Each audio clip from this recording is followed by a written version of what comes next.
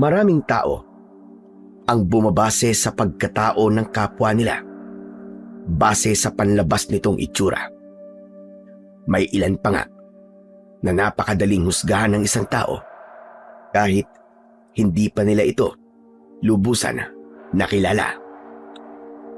Magandang araw po sa inyo, Sir Blair, at sa lahat ng sumusuporta sa inyong mga YouTube channel na The Voice Addict at mga kwento ni Apong Isaac. Ang kwentong aking ibabahagi ay hindi ko lang kwento, kundi kwento rin ito ng aking kakambal. Itago niyo na lamang po ako sa pangalan na Kalel at ang aking kakambal sa pangalan na Lowell. At ito ang aming kwento. May mga nagsasabi na kapag kambal daw ay madalas na hindi nagkakasundo dahil magkaiba ang kanilang ugali. Pero iba kami ng kakambal kong si Lowell. Bata pa lang kami ay magkasangga na kami. Noon pa man ay itinuro na sa amin ng tatay namin na dahil dalawa lang kaming magkapatid ay dapat sa lahat ng oras at pagkakataon ay magtutulungan kami. Ang tatay namin ay isang mahusay na manunugis ng mga aswang noong nabubuhay pa siya. Pero yun ay isang lihim lamang at kami-kami lang ang nakakaalam. Hindi kasi gusto ng tatay namin ang papuri bilang kapalit ng kabayanihan na kanyang ginagawa. Kaya nang tumungtong kami sa edad na 12, ay sinanay na kami ni tatay sa pakikipaglaban sa aswang. Sa kasamaang palad, binawian ng buhay ang tatay namin dahil sa isang matinding pakikipaglaban niya sa aswang. Ngunit ilang araw bago siya pumanaw, ay nagbilin siya sa amin ni Lowell na kapag nasa edad 20 na kami, ay hukayin namin ang isang kahon na nakabaon sa ilalim ng puno ng kamyas sa likod ng aming bahay. Hanggang sa dumating na ang ika-20 kaarawan namin ni Lowell. Umaga pa lang ay nasa likod bahay na kami para hukayin ang kahon na sinasabi ng aming tatay. Gaano ba kalalim ang dapat nating hukayin, Kalel? Lagpas tuhod ko na tong hinuhukay natin Pero wala pa rin yung kahon na sinasabi ni tatay. Aba, nakakapagod na. Wala akong ideya kung gaano kalalim ibinaon ni tatay yung kahon na sinasabi niya. Kaya maghukay lang tayo na maghukay, Lowell. Baka naman makagawa tayo dito ng balon, Eh di mas ayos kung ganun. Hindi na natin kailangan mag-igib ng tubig kay Aling Simang, di ba? Eh minsan ang sungit pa naman nun. Pero iba rin tong trip ni tatay, no? Pwede naman niyang itago na lang sa kung saan yung kahon Pero mas pinili pa niyang ibaon sa lupa. Ang lalim pa. Sa bagay, ano pa bang bago rito? Di ba mga bata pa lang naman tayo? Ay gusto ni tatay na palagi tayong nahihirapan? Gaya na lang nung halos araw-araw tayo nagsasanay sa paggamit ng itak kasi ang gusto niya ay maging kagaya niya tayo na isang manunugis. Ano ka ba, Lowell? Hindi pagpapahirap ang tawag doon. Ang tamang tawag sa ginagawa ni tatay ay pagtuturo ng disiplina. Gaya nitong ginagawa natin ngayon. Kailangan na matinding disiplina at pasensya dito. Kasi kung mainipin ka, hindi mo makukuha yung kahon. Pero, may ideya ka ba, Kalil? Kung anong laman ng kahon na yon? Sa totoo lang, wala akong ideya. Kaya nga dapat, mahukay na natin yon para malaman na natin. Hindi kaya mga ginto ang laman nun? O kaya mga alahas? Sana tama ako para hindi na natin kailangan magtrabaho sa taniman ng mais. Pero imposible naman yung sinasabi mo, Lowell. Paano magkakaroon ng mga ginto at alahas si tatay? Hindi ba? Nung nabubuhay pa siya, ay halos wala na nga tayong makain. Malay naman natin, di ba? Hindi masamang mangarap. Sana talaga, mga ginto at alahas ang laman ng kahon para sulit ang pagod at hirap natin sa paghuhukay. Alam mo, Lowell, mas mapapabilis ang paghuhukay natin kung tatahimik tayo. Ang daldal mo eh. Magsasalita pa sana si Lowell nang bigla siyang natigilan matapos niyang ibaon ang pala sa lupa. Nanlalaki ang mga matang tumingin siya sa akin. O bakit? Ano nangyari? Bakit para kang natuklaw ng ahas dyan? Khalil, may tinamaan ako matigas eh. Sa palagay ko, ito na yung kahon na sinasabi ni tatay. Talaga? Sana nga tama ka. Akala ko talaga hanggang lampas tao pa ang kailangan nating hukayin. Sa pagkakataon na yon, ay nabuhayan talaga kami ng loob. Mas binilisan namin ang aming paghukay hanggang sa tumambad sa amin ang isang bagay na nakabalot sa sako. Pinagtulungan namin kunin ang bagay na yon hanggang sa naiahon na namin yon sa hukay. Inalis namin ang sako at nalaman namin na isang kahon na pahaba ang naroon. Gawa yon sa matibay na uri ng kahoy. Khalil, malakas talaga ang kutob ko na ginto ang laman ng kahon na yan.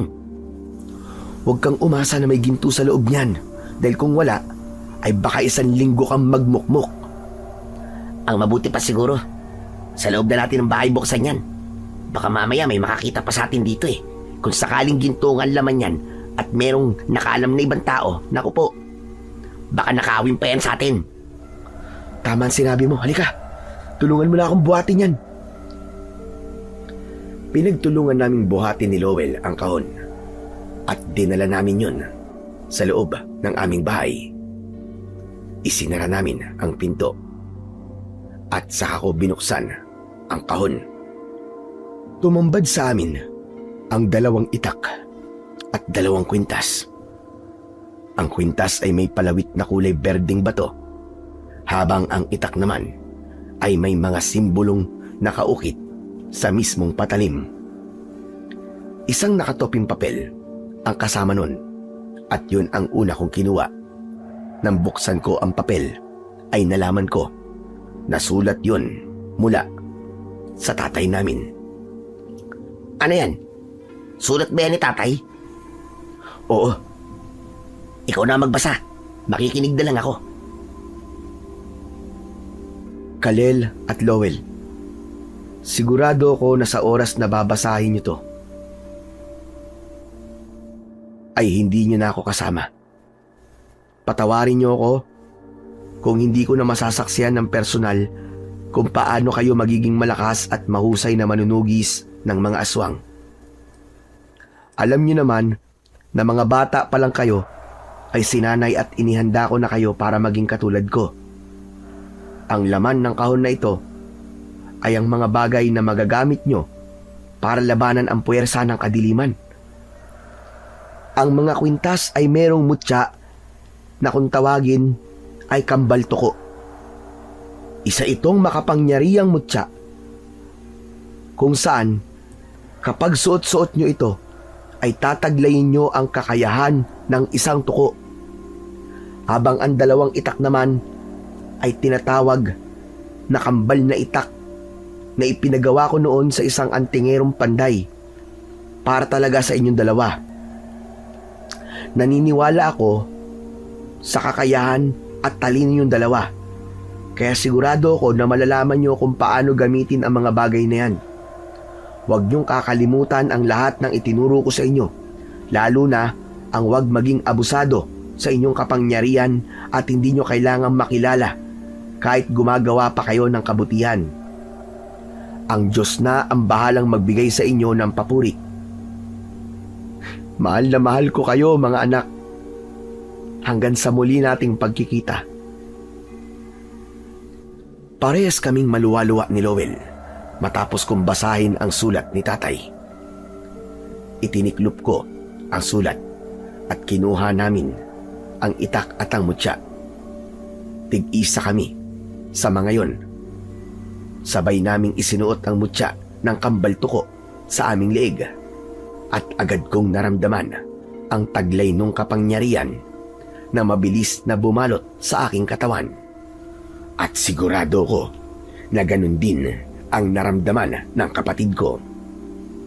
Yun na ang naging simula ng malaking pagbabago sa buhay namin ni Lowell. Bilang pagpupugay sa alaala ng aming tatay, ay sinunod namin ang gusto niyang mangyari. Gamit ang sarili naming utak, taktika at kakayahan, ay natuklasan namin kung paano gamitin ang mutya ng kambal tuko at ang kambal na itak. Nag-umpisa na rin kaming magpalipat-lipat ng lugar ni Lowell, at ang pinupuntahan namin ay ang mga lugar na ginagambala ng mga aswang. Wala pang isang taon ay marami-rami na kaming natulungang baryo, pero pinanatili naming misteryo ang aming pagkatao. Walang nakakaalam na kami ay mga manunugis na kumakatay sa mga aswang. Ang gusto kasi namin ay mabuhay nang hindi nalalaman ng kahit na sino ang aming ginagawa. At naniniwala kami na darating ang araw na ang Diyos na ang magbibigay sa amin ng pagpapala at papuri. Isang umaga, naglalakad kami ni Lowell palayo sa isang baryo kung saan kagabi ay isang aswang ang aming pinatay. Tapos na ang misyon namin sa lugar na yon, kaya kailangan na naming umalis. Kung titignan kami, ay mapagkakamalan pa kaming pulubi dahil sa marumi naming damit at itsurang matatawag na dugyot. Sa likod namin ay may pasan kaming sako na hindi lang kung ano-anong gamit ang laman, kundi naroon din ang aming mga itak. Grabe yung aswang sa baryong yun, no? Sa lahat yata ng aswang na nakalaban natin, ay yun ang talagang nahirapan tayo. Sinabi mo pa, Lowell. Ganun nga yata kapag yung dahilan ng pag-atake ng isang aswang ay dahil sa galit at pagigante. Narinig ko kasi sa kwentuhan ng mga tao dun na dating residente raw sa baryong yon yung aswang. Tapos, nang nalaman ng mga tao na isa siyang aswang, ay pinagkaisahan siya at sinaktan. Muntik pa nga raw nilang mapatay yun nun eh. Nung napalayas nila yung aswang, ay bumalik naman siya makalipas ang ilang taon. At mas malakas at mas mabagsik na siya. Iba talaga ang nagagawa ng galit, no? Kahit na sabihing aswang yun, ay may damdamin pa rin talaga siya.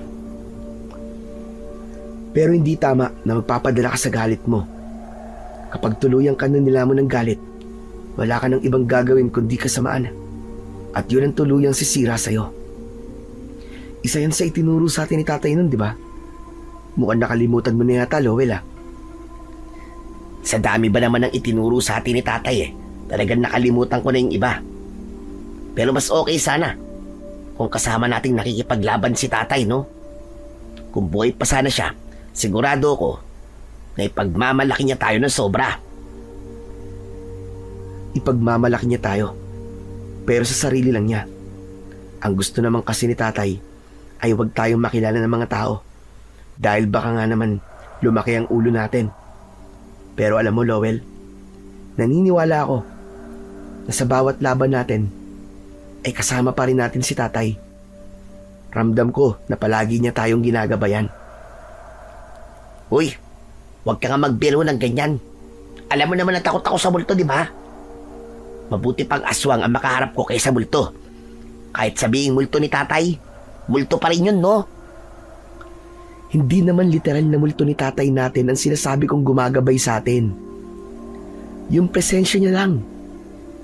Yung mga itinuro niya sa atin. Yun ang tinutukoy ko. At hindi yung multo na sinasabi mo. Eh, dilawin mo kasi yung sinasabi mo. Ay, teka, o nga pala. Hindi ba tayo mag-iiba ng disguise? Palagi na lang tayong nagpapanggap ng mga dugyot na palaboy eh. Nakakasawa rin maging mabaho at madumi. Bakit, may naiisip ka bang ibang katauhan na pwede nating gawin? Ano kaya kung sa susunod magpanggap naman tayong mayaman? Yung kunwari may-ari tayo ng asyenda, tapos nakasuot tayo ng maayos na damit para naman makita ang kugapuhan natin dalawa. Sa tingin mo ba ay mapapanindigan natin ang magpanggap ng mayaman?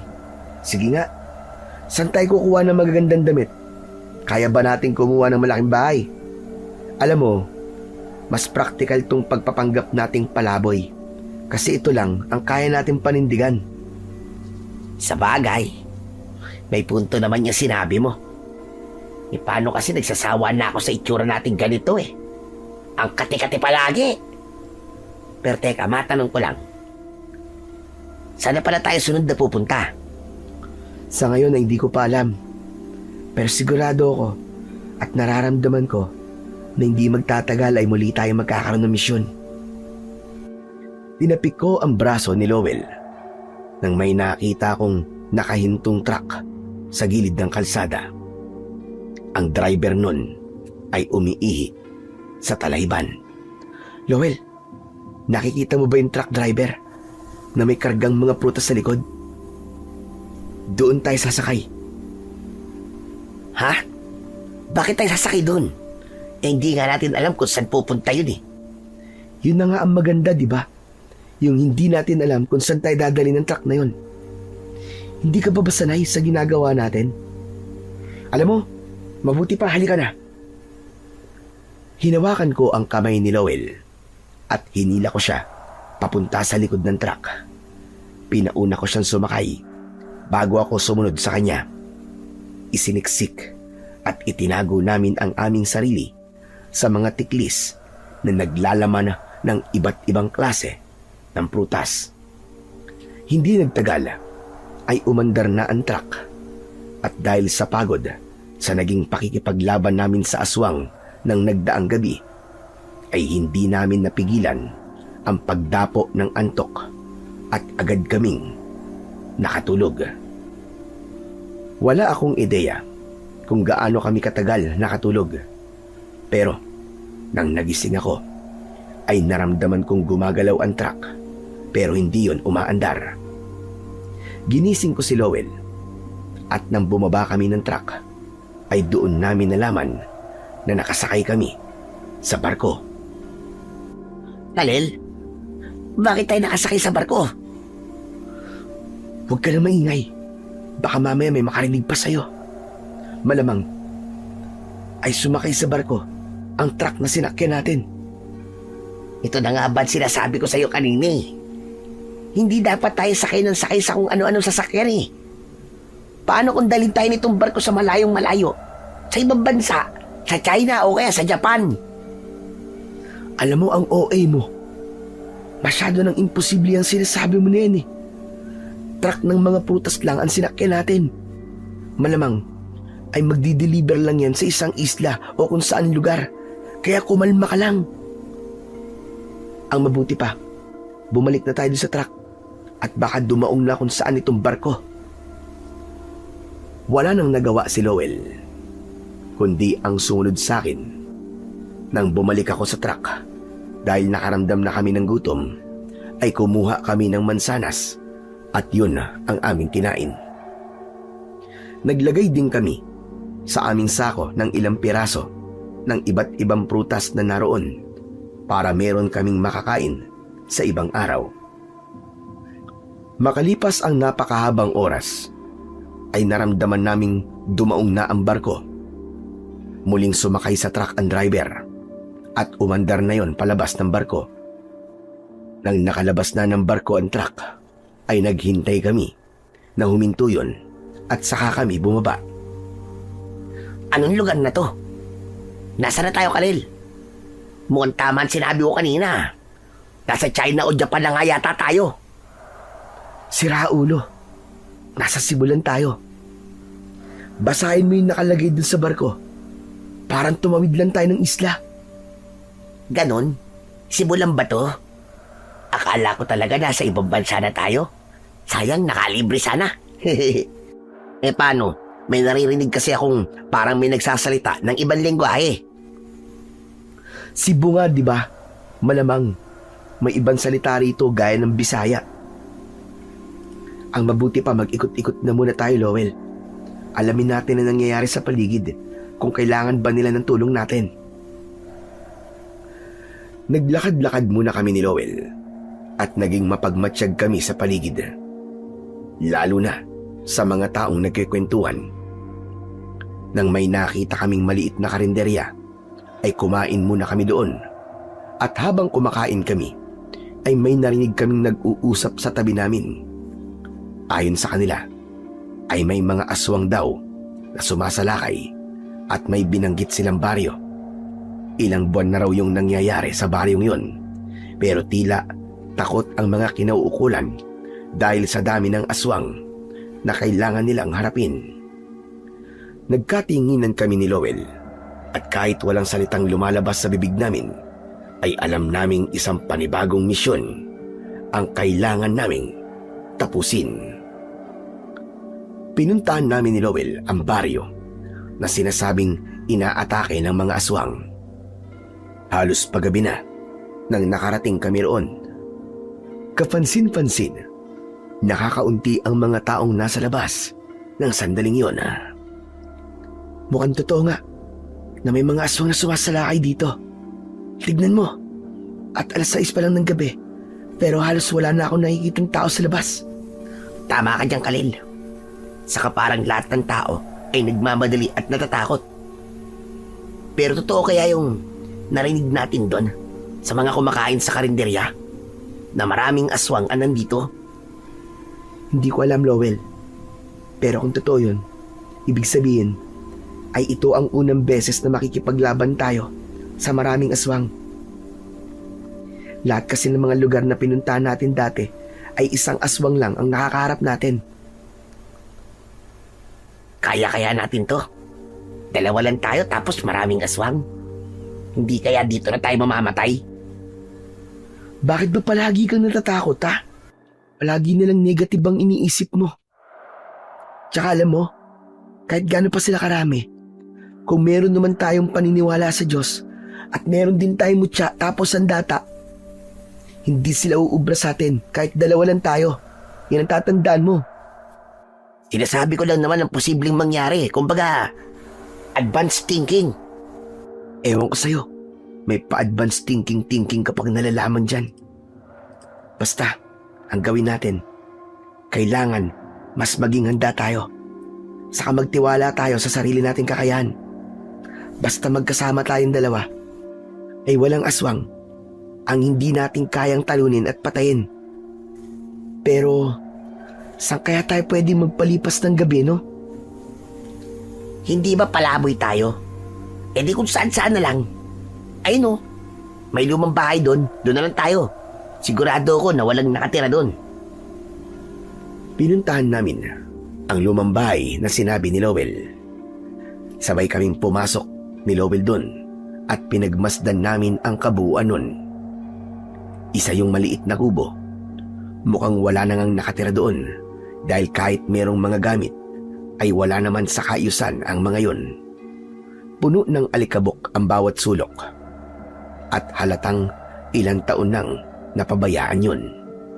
Humiga si Lowell sa papag at umunan siya sa sarili niyang braso. Hoy, anong ginagawa mo dyan? Nakahiga. Matutulog. Ano pa ba? Ipapaalala ko lang sa'yo na wala tayo rito para magpahinga. Pwede ba, Khalil? Huwag kang masyadong seryoso sa ginagawa natin. Sa kakarating lang natin dito eh. Nakakapagod din yung nakasakay tayo sa truck tapos hindi tayo komportable. Kaya mas maganda na makapagpahinga man lang tayo. Kahit sandali lang. Ikaw ba, hindi ka ba inaantok? Ikaw ang bahala kung gusto mo matulog. Lalabas lang ako sandali at magmamatsyag ako sa paligid. Mag-iikot-ikot lang ako. Hindi ba talaga gusto magpahinga muna? Mas importante para sa akin ang alamin na nangyayari dito kaysa magpahinga. Wow ha? Para kinukonsensya mo yata ako niyan ha? Sinasabi ko lang kung anong gagawin ko. Pero kung gusto mong magpahinga at matulog, bahala ka sa buhay mo. Lumabas na ako ng bahay na yon at nagsimula akong maglakad-lakad. Dinala ko ang sako para kung sakaling merong makakita sa akin ay hindi sila maghihinala kung ano ang aking ginagawa. Nang sandaling yon ay wala na akong taong nakikita na nasa labas. Sobrang tahimik ng paligid at kapag ganon ay alam ko na may nagbabadyang panganib sa kapaligiran. May nakita akong basurahan sa harap ng isang bahay. Binuksan ko yun at nagsimula akong mangalkal. Pero ang totoo ay palihim kong pinagmamasdan at pinakikiramdaman ang paligid. Nagulat ako nang bumukas ang pinto ng bahay na nasa aking harapan. Mula roon ay lumabas ang isang matangkad na lalaki na may malaking katawan. May dala siyang kawayan na mahaba. Huminto ako sa aking ginagawa nang galit na sumigaw ang lalaki. Hoy! Anong ginagawa mo dyan, ha? Umalis ka nga rito! Ang dumi-dumi mo. Kahit nasa loob ako ng bahay, amoy na amoy kong baho mo. Naghahanap lang ako ng pwedeng mapakinabangan sa basurahan. Wala naman akong ginagawang masama. Anong wala? Sigurado ako na ikakalat mo lang ang laman ng basurahan ko. Bibigyan mo pa ako ng gagawin eh. Saka, kaya nga yan tinawag na basurahan, di ba? Ay dahil lahat ng bagay na nandyan sa loob ay basura na. Hindi na mapapakinabangan. Para sa kagaya mo, ay wala nang silbi ang laman ng basurahan na yan. Pero sa mga kagaya ko, meron pa. Kaya hayaan mo na lang ako sa ginagawa ko. Nangangako naman ako na hindi ko ikakalat ang laman yan. Wala akong tiwala sa iyo eh. Umalis ka na nga. Kapag hindi ka pa umalis, hahampasin talaga kita. Matiim kong tinignan ang lalaki. Naisip ko na napakalaki siguro ng galit niya sa mundo. Kaya kahit isang palaboy na kagaya ko, ay sinisigawan niya ng ganon. Ayoko ng gulo at away. Kaya umalis na ako at nagdesisyon akong balikan si Lowell. Nang malapit na ako sa lumang kubo, ay nagtaka ko dahil naririnig ko na para bang may kausap ang kakambal ko sa loob. Nagmamadali akong pumasok at nagulantang ako nang nakita ko ang isang maruming matandang lalaki na may hawak na itak. Nakasiksik si Lowell sa isang sulok habang nakatayo sa harapan niya ang matanda. Hoy ikaw! Ibaba mo yung itak mo at lumayo ka sa kapatid ko! Kalel, mabuti na lang at dumating ka. Ito kasing matandang baliw na to eh. Bigla na lang pumasok dito at may dalang itak. Sinong baliw ang sinasabi mo? Sino pa ba? Eh di ikaw. Alangan naman ako. Eh ikaw itong nagwala kanina na parang baliw. Hindi ako baliw. Hindi ako baliw. Huwag mo kong tinatawag ng ganyan. Teka, uminahon ka, Tatang. Oo na. Naniniwala na kaming hindi ka baliw. Basta bitiwan mo na muna yung hawak mong itak. Hindi ko to pwede bitiwan. Dahil ito ang panlaban ko sa mga pesting aswang. Aha! Alam ko na. Siguro yung mga aswang kayo, no? Nako! Ngayon ko lang nakita ang pagbumukha nyo rito. Aswang na kayo! Teka, hindi po kami mga aswang. Mga palaboy po kami na napadpad po lamang sa baryong to. Kalel, tulungan mo na ako. Palabasin mo na matandang yan. Sige na. Baka tagain pa ako niyan eh. Ako pa talaga ang palalabasin nyo sa sarili kong pamamahay. Ang kakapal din ng pagmumukha nyo, no? Teka, sa inyo po ang kubong to? Abay, oo naman. Sa tingin mo ba, ano ang gagawin mo? Kung pagpasok mo sa bahay mo, ay may madadatnan kang taong nakahiga sa papag mo at natutulog. Hindi ba't ganito rin ang magiging reaksyon mo? Pasensya na po. Hindi po namin alam na bahay niyo po pala to. Ang akala po kasi namin walang nakatira dito eh. Kaya naisipan po namin pumasok dito. Pero wala naman po kami masamang intensyon. Ang gusto lang po namin ay may matuluyan po ngayong gabi. At anong pumasok sa isip nyo at inakala nyo walang nakatira dito? Hindi nyo ba nakita ang mga gamit ko? Ang gulo-gulo po kasi rito eh. Kaya akala namin ay walang nakatira. Mas mukha itong tambakan ng basura kaysa bahay eh. Tatang, sige ho, hayaan niyo na lang po kami makaalis ng ligtas.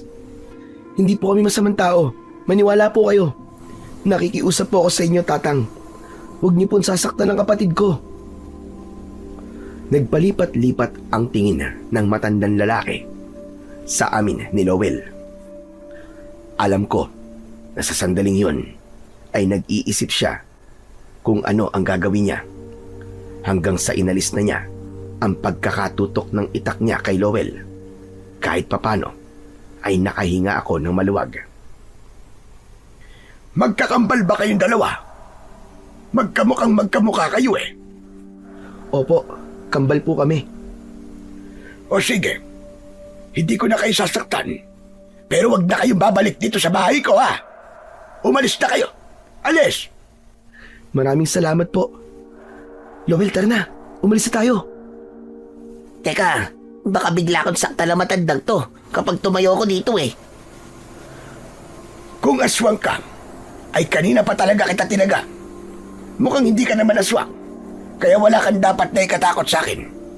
Sige na, tumayo ka na dyan. At umalis na kayo ng kapatid mo. Habang tumatayo si Lowell, ay hindi niya inalis ang tingin sa matandang lalaki. Hanggang nasa tabi ko na siya, ay nakatingin pa rin siya sa matanda. Pasensya na po ulit, Tatang ha. Hindi po namin intensyon na pumasok po sa bahay niyo nang walang paalam. Ang akala lang po talaga namin wala po nakatira dito. Oo na, sige na, sige na. Wala naman akong magagawa, kundi ang maniwala sa palusot nyo. Oo nga pala, mas makabubuti kung umalis na kayo sa lugar na ito. Kapag ganitong madilim na, ay maraming hindi magandang nangyayari dito. Kagaya po ng ano? May mga patayang nangyayari rito. Hindi sa tinatakot ko kayong dalawa. Pero may mga aswang na sumasalakay dito tuwing gabi. At wala akong ideya kung sasalakay sila rito ngayon. Kaya umalis na kayo. At huwag na kayong babalik kahit kailan. Mukha pa naman kayong may hina at walang kakayang ipagtanggol ang inyong sarili. Salamat po sa paalala niyo. Aalis na po kami ng kakambal ko. Lowell, tara na. Magkasabay kaming lumabas ni Lowell sa bahay ng matandang lalaki at naghanap kami ng pwede naming pagtaguan. Isang malaking puno na nasa tabi ng daan ang aming nakita. Inakyat namin yon at sa itaas ng puno namin naisipang magtago. Iniwan namin ang aming mga sako sa ibaba. Humanap kami ng komportableng pwesto sa puno at mula roon ay kita namin ang kapaligiran. Grabe yung matandang yon, Kalil. Alam mo ba, nagising ako na nakalagay sa leeg ko yung itak niya. Akala ko talaga katapusan ko na kanina eh. Kahit naman siguro sinong tao, kapag may nakita siyang ibang tao sa bahay niya, ay ganun din ang gagawin. Saka, mukhang wala rin siya sa tamang pag-iisip. Kaya unawain na lang natin. Iba kasi yung tingin niya. Saka kahit galit siya, kita ko sa mga mata niya ang takot at lungkot. Yan nga rin ang napansin ko eh. Kaya talagang natakot ako kanina. Siyempre, kung wala siya sa katinuan, ay hindi siya nag-iisip ng tama. Kaya akala ko talaga sasaktan niya ako kanina. Buti na lang talaga at bumalik ka kagad. Teka, oo nga pala. Bakit ang bilis mong bumalik? Akala ko ba'y mag-iikot-ikot ka rito? Paano ba naman? Habang naghahalukay ako ng basurahan, ay may mayabang na lalaki na nagpaalis sa akin. Akala mo kung sino eh. Di dapat pinatulan mo. Sinampulan mo sana ng galing mo sa pakikipaglaban. Lowell, mga aswang lang nabanta sa buhay ng mga tao ang nilalabanan natin. At hindi ang mga tao. Isa pa, kung nilabanan ko yung lalaki na yun, ay paniguradong magtataka siya kung bakit ako may ganong kakayahan. Sa bagay, hindi nga pala pwedeng malaman ng mga tao kung anong kaya natin gawin. Dapat ay isipin nilang mahina tayo at wala tayong kalaban-laban. At sa gabi, doon nila makikita na isa tayong tagapagtanggol. Yun nga lang, hindi pa rin nila malalaman ang tunay nating pagkatao. Alam mo, Lowell, naiintindihan ko kung bakit ganito ang gusto ng tatay natin na gawin natin. Kung wala nga naman makakakilala sa atin, hindi tayo magiging mainit sa mata ng mga aswang. Hindi nila masasaktan ng mga taong malapit sa atin. Kahit si tatay, wala rin nakakaalam ng ginagawa niyang pakikipaglaban nun sa mga aswang, maliban sa ating dalawa. At sa ganung paraan, nagawa niya tayong protektahan. Oo nga no, ang talino mo talaga, Khalil. Ang galing mong intindihin ng mga bagay, lalo na yung parang ang hirap maintindihan. Napahinto ang pag-uusap namin nang mula sa kung saan ay may narinig kaming pag-angil na tila ba mula sa isang mabangis na hayop. Ngunit alam ko na hindi yun mabangis na hayop, kundi isang aswang. Mula sa hindi kalayuan ay isang aswang ang aming nakita. Palingalinga siya sa paligid na tila ba naghahanap siya ng mabibiktima. Nang malapit na ang aswang sa punong kinaroroonan namin, ay tumingin ako kay Lowell. Alam ko na alam niya kung ano ang dapat naming gawin nang tumango siya sa akin. Ikinulong namin sa palad ang mutya ng kambal tuko at sa isang iglap ay tila nawala kami dahil humalo kami sa kulay ng tekstura ng mga dahon at sanga ng puno. Isa yon sa kapangyarihan ng mutya ng kambal tuko. May kakayahan kaming magtago sa kahit na anong bagay dahil nagiging kakulay kami ng bagay na yon. Huminto ang aswang sa tapat ng puno at tumingala siya. Alam ko na naaamoy kami ng aswang, pero dahil hindi niya kami nakikita, ay nagtataka siya ng gusto. Kinuha namin ni Lowell ang bandanang nakasuksok sa bulsa ng aming pantalon at itinakip namin yon sa aming bibig at ilong. Itinali namin ang magkabilang dulo ng bandana sa likod ng aming ulo. Yun ang aming paraan para walang makakilala sa amin. Sabay kaming tumalon sa puno at bumagsak kami sa harapan ng aswang. Sa pagkakataong yun ay nakikita niya na kami, kaya mas lalo siyang nagulat. Bakit mag-isa ka lang? Ang balita ko marami kayo ah. Lowell, maaaring ang aswang na yan ang maging daan para malaman natin kung saan nagtatago ang mga kasama niya. Pahirapan lang natin siya, pero wag nating papatayin. Biglang sumugod ang aswang sa amin, pero pinuntirya niya si Lowell. Napansin kong nataranta ang kapatid ko, kaya iwinasiwas niya ang kanyang itak at nagilitan niya sa leeg ang aswang. Agad na tumumba ang aswang. Nangisay ang katawan niya hanggang sa tuluyan na siyang binawian ng buhay. Anak nang, bakit mo pinatay? Hindi ba sabi ko wag natin papatayin? Nataranta ako eh. Saka bigla na lang siya sumugod eh. Kung naunahan niya ako. Paano yan? Sino magdadala sa atin sa pinagtataguan ng mga aswang? Marami pa namang aswang dito eh. Saka may susunod na gabi pa naman. O kaya baka mamaya may dumating ulit na aswang, di ba? Sorry na. Hindi ko naman sinasadya eh. Kau naman. Sa susunod kasi, Lowell, huwag ka natataranta. Hindi ba, itinuro sa atin ni tatay na dapat kapag nakikipaglaban tayo ay kalmado lang ang isip natin. Kapag nataranta ka kasi, ay hindi ka talaga makakapag-isip ng maayos. Oo na. Tatandaan ko na yan sa susunod. Ano palang gagawin natin dyan sa aswang na yan? Iiwan natin dyan. Hahayaan nating makita ng mga tao yung bukas ng umaga para kahit papano ay magkaroon sila ng pag-asa na meron ng kumikilos para bumalik ng kapayapaan sa lugar na to. Tara na, mag-ikot-ikot pa tayo at baka makakita pa tayo ng aswang. Basta sa susunod ha, huwag mo nang papatayin, parang awa mo na. Oo na, promise. Matapos yun, ay naglakad-lakad na kami ni Lowell sa buong baryo. Pero makalipas ang ilang oras, ay wala na kaming nakitang iba pang mga aswang.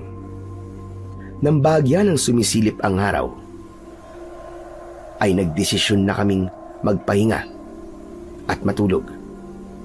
Nadaanan namin ang maliit na plaza at meron dong mga mahahabang upuan na gawa sa kawayan.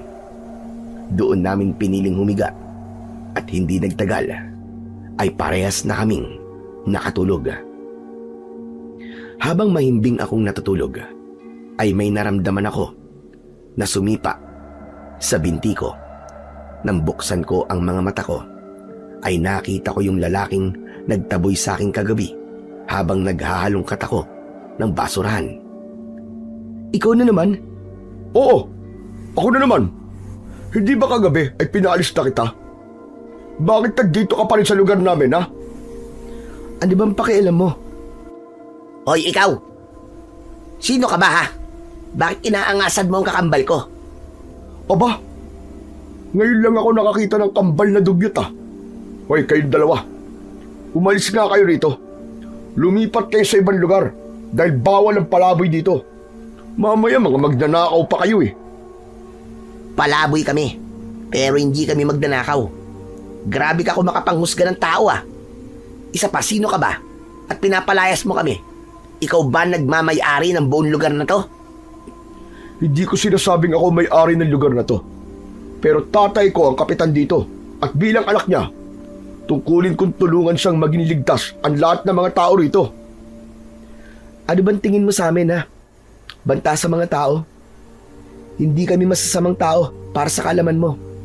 Wala kami rito para gumawa ng hindi maganda. Isa pa, maawa ka naman sa amin. Pinaalis na nga kami sa lugar kung saan kami dating nakatira tapos papaalisin mo rin kami ulit. Sige, pagbibigyan ko kayo naman manatili rito. Baka isipin nyo na wala akong puso. Pero sa oras na gumawa kayo ng kalokohan, ako mismo ang ihila sa inyo paalis sa lugar namin. Nagkakaintindihan ba tayo? Maraming salamat.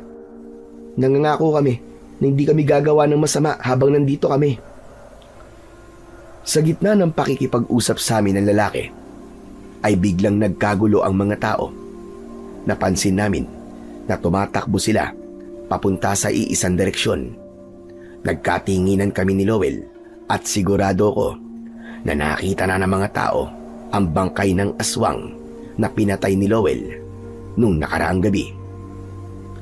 Iniwanan kami ng lalaki at nagtungo siya sa kung saan papunta ang mga tao.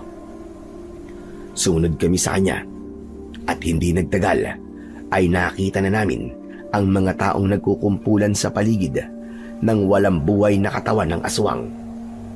Lahat sila ay nagtatanong kung sino ang pumatay sa aswang na yon. Napansin ko ang matandang lalaki na may-ari ng bahay na napuntahan namin ni Lowell. Nagulat ang lahat nang bigla siyang sumigaw. Sa wakas! Sa wakas! Meron nang naglakas ng loob na labanan ng mga aswang. Nararamdaman kong maliligtas na tayo. Ito na ang simula ng unti-unting pagkamatay ng mga pesteng aswang dito sa ating baryo. Meron na tayong tagapagtanggol! Hoy! Tatang Erning! Tumahimik ka nga dyan!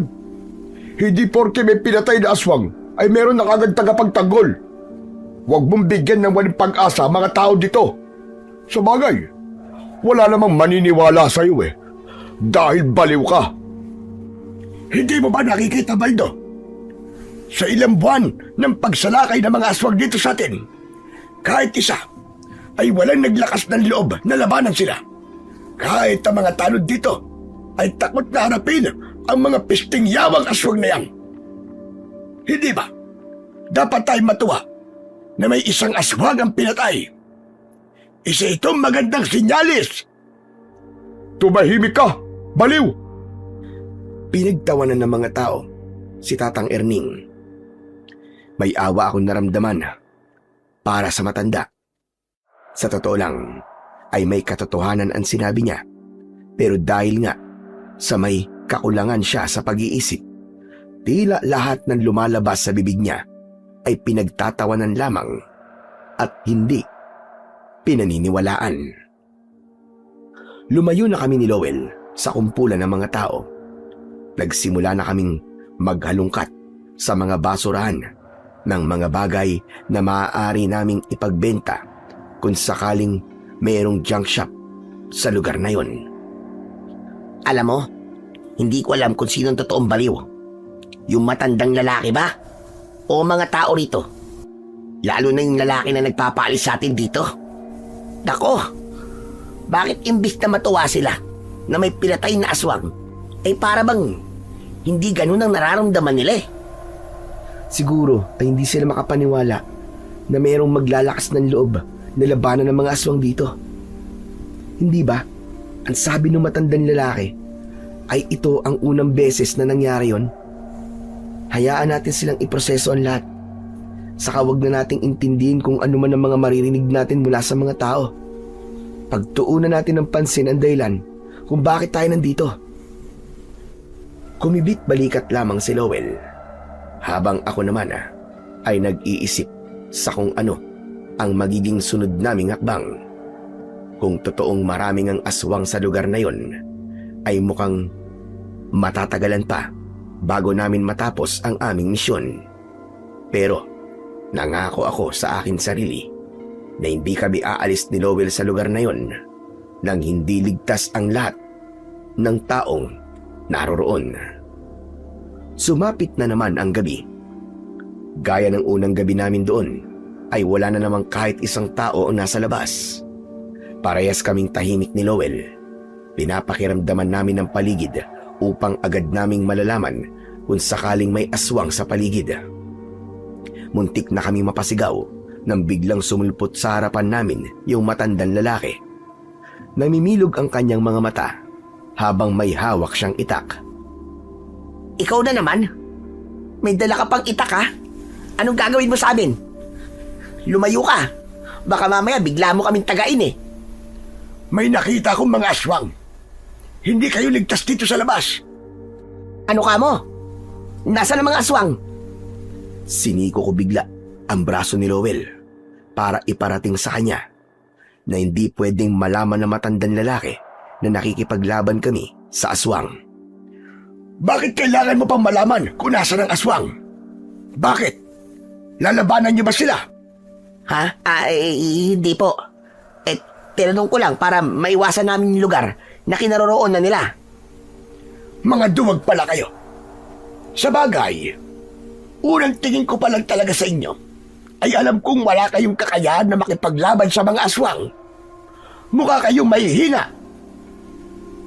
Wow ha? Grabe naman po kayo kung makapagsalita sa amin, nakakambal ko.